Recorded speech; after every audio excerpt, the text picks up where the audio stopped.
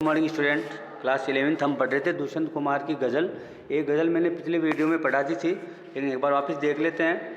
कहाँ तो तय था चिरागा हर एक घर के लिए, कहाँ चिराग मैसर नहीं शहर के लिए। ये बात हुई थी जब भारत आज़ाद हुआ था 1947 में। तो ये तय हुआ था कि चिरागा मतलब रोशनी, प्रकाश यानी बिजली, लाइट। हर घर में लाइट हो जाएगी, हर घर में रोशनी होगी। लेकिन आगे क्या हुआ, कहाँ चिराग मैसर का मतलब है उपलब्ध। मैसर यानी उपलब्ध नहीं है शहर के लिए। शहरों में भी लाइट पूरी तरह से नहीं पहुंचे। दुष्यंत कुमार थे उस समय की, जब 1947 में भारत आज़ाद हुआ तो 1975 में जब उन्होंने लिखी थी गज़ल, 1974-75 में, तो उन्होंने बताया था कि शहरों में भी उस समय तक लाइट नहीं आई हुई थी। ये हमारे भारत की विडंबना थी। आगे देखिए दूसरे नंबर का, यहाँ दरख्तों के साए में धूप लगती है, यहाँ दरख्तों के साए में धूप लगती है, चलो यहाँ से चलें और उम्र भर के लिए। ठीक है, दरख्त कहते हैं पेड़ पौधों को। यहाँ तो पेड़ पौधों की जो साए हैं, उनकी जो परछाई है, उसमें भी क्या लगती है, धूप लगती है। यहाँ यानी यहाँ के जो हमारे भारत के जो पेड़ पौधे वो भी ठंडी छाँव नहीं दे पा रहे हैं। कहने का मतलब यहाँ की राजनीति पे व्यंग्य क्या कि यहाँ की राजनीति इतनी जो है गंदी राजनीति है। हमारी यहाँ की पॉलिटिक्स जो हमारी है इतनी गंदी है कि उसके साए में, उसकी परछाई में भी हमें धूप लगती है। चलो यहाँ से चले और उम्र भर के लिए, तो चलो यहाँ से चले जाते हैं उम्र भर के लिए, यहाँ से कहीं दूसरी जगह निकल जाते हैं। ठीक है, तो कहने का तात्पर्य यहाँ कि यहाँ के दरख्त जो है, यहाँ के जो पेड़ पौधे हैं, उसमें भी धूप लगती है। तो दुष्यंत कुमार जी कह रहे हैं, गुजारिश कर रहे हैं कि यहाँ से चलें और उम्र भर के लिए यहाँ से कहीं दूर चले जाएं। आगे देखिए, न हो कमीज तो पाँव से पेट ढक लेंगे, न हो कमीज तो पाँव से पेट ढक लेंगे, ये लोग कितने मुनासिब है इस सफ़र के लिए। कि अगर कमीज नहीं हो तो पाँव से अपने पेट को ढक लेते हैं। कहते हैं ना कि जो घुटने होते हैं वो हमेशा पेट की तरफ ही मुड़ते हैं। ठीक है, तो हमारे यहाँ के भारत के लोग जो है किस प्रकार के हमारे भारतीय होते हैं कि अगर कमीज नहीं हो पहनने के लिए तो पाँव से अपने पेट को ढक लेंगे। ये लोग कितने मुनासिब है, यानी कितने संतुष्ट है इस सफ़र के लिए। जीवन के इस सफ़र को कितने संतोषी ढंग से अपने जीवन को काट लेते हैं। मेहनत नहीं करेंगे, अगर मान लो कमीज़ नहीं है तो पाँव से अपने पेट को ढक लेंगे। ये कितने संतुष्ट है हमारे लोग, ये लोग कितने मुनासिब है, कितने संतुष्ट है इस सफ़र के लिए कि जीवन के सफ़र को भी ये आसानी से इस प्रकार काट लेते हैं।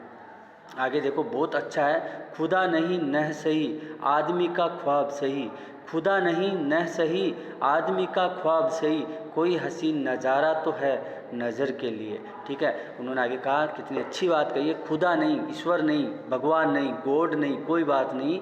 खुदा नहीं यानी ईश्वर नहीं, न सही कोई बात नहीं, नहीं है तो नहीं है। आदमी का ख्वाब सही, आदमी का ख्वाब यानी आदमी का सपने, आदमी के सपने तो हैं। आदमी जो व्यक्ति सपने देख रहे हैं वो ईश्वर के समान है। कोई हसीन नज़ारा है, कोई हसीन यानी अच्छा दिखने वाला कोई नज़ारा तो है नज़र के लिए, देखने के लिए। कि ईश्वर नहीं है, हम ईश्वर की मदद करते हैं, ईश्वर से मदद मांगते हैं, मदद करते नहीं है, सॉरी, मदद मांगते हैं। लेकिन ईश्वर अगर हमारी मदद नहीं करता तो कोई बात नहीं, आदमी के सपने ही सही, कोई ऐसा नज़ारा तो है नज़र के लिए, आँखों के लिए, देखने के लिए हसीन सपने तो हैं। आँखें तो हैं हमारी जो हमें अच्छे अच्छे सपने दिखाती है। आगे देखिए, वे मुतमईन है कि पत्थर पिघल नहीं सकता, वे मुतमईन है कि पत्थर पिघल नहीं सकता, मैं बेकरार हूँ आवाज़ में असर के लिए। वे मुतमईन का मतलब है आश्वस्त, बेखबर, आश्वस्त, कि वे आश्वस्त है, पत्थर पिघल नहीं सकता, क्योंकि पत्थर कभी भी नहीं पिघल सकता। पत्थर जो होता है वो पत्थर ही रहता है।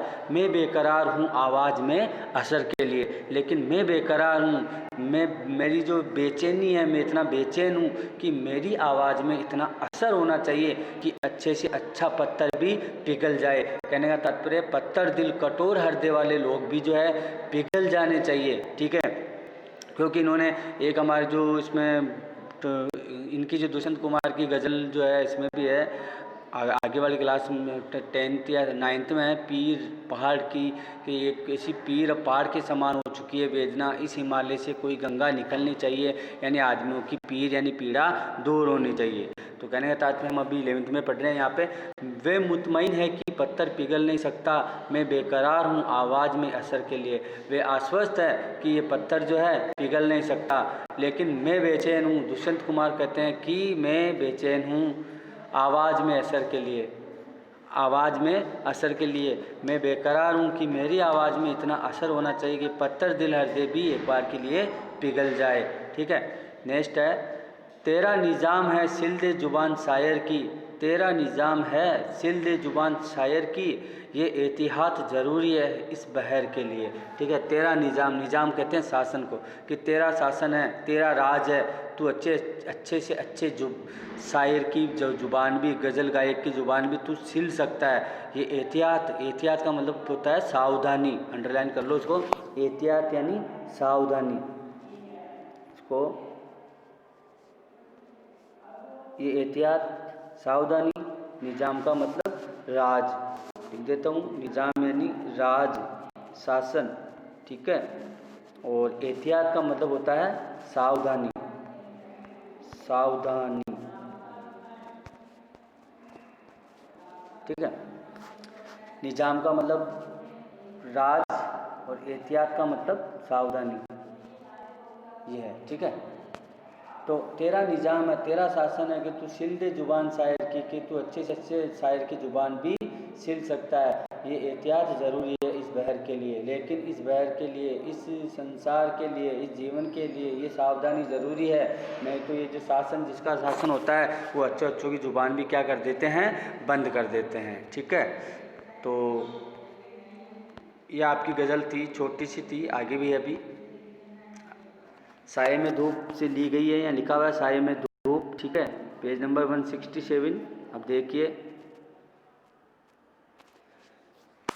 आगे, देखिए, जिए तो अपने बगीचे में गुलमोहर के तलें, जिए तो अपने बगीचे में गुलमोहर के तलें, मरे तो गेर की गलियों में गुलमोहर के लिए। आगे देखो, अपने जिए तो अपने बगीचे में, यानी जब तक जिए तो अपने आप पर निर्भर रह के जिए। अपने बगीचे में गुलमोहर एक पेड़ होता है, एक पौधा होता है गुलमोहर का, जिसके फूल आते हैं। तो कहते हैं जब तक जिए अपने ऊपर निर्भर रह के जिए, दूसरों पर निर्भर ना रहें। और मरे तो घेर की गलियों में गुलमोहर के लिए, और जब भी मरें तो दूसरों के लिए कोई अच्छा कार्य करते हुए मरें। दुष्यंत कुमार गज़ल गायक वो कह रहे हैं कि जब तक हम जिए, जब तक हमारा जीवन है, तो हम हमारे बगीचे में गुलमोहर के तले जिए, यानी हम हमारे बगीचे में, हमारा जीवन जो हो हमारे अपने आप पे निर्भर होना चाहिए। दूसरों पे निर्भर होकर, यानी दूसरों पे आश्रित होकर कभी भी नहीं जीना चाहिए, आत्मनिर्भर होकर जीना चाहिए। और जब भी मरे तो घेर की, घेर यानी पराया, घेर की गलियों में गुलमोहर के लिए। ठीक है ना, घेर का मतलब होता है पराया।